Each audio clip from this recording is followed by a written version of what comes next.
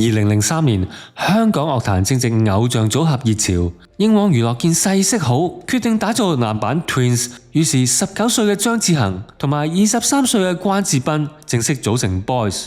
但係其實 Boys 最初公佈組合時，佢哋嘅原名原本係叫做 SK2，原因可能係取自於 Stephen 同 Kenny 英文嘅縮寫，但係最後確定以 Boys 為正式組合名稱。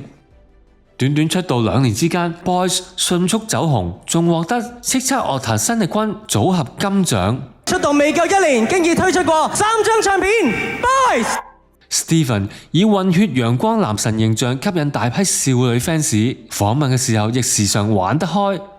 而 Kenny 則相對內斂，性格穩重，亦因為咁被標籤為乖乖仔。以前我就覺得，喂，你做嘢認真啲啦，唔好成日嬉皮笑臉笑哈哈。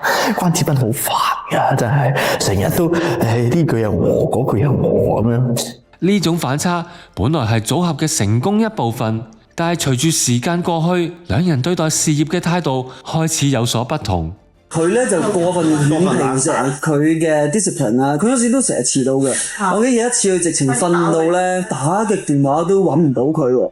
但係呢個變化竟然會為佢哋嘅命運埋下伏線。人氣歌手嚟㗎嘛，俾人遺棄個氣喎。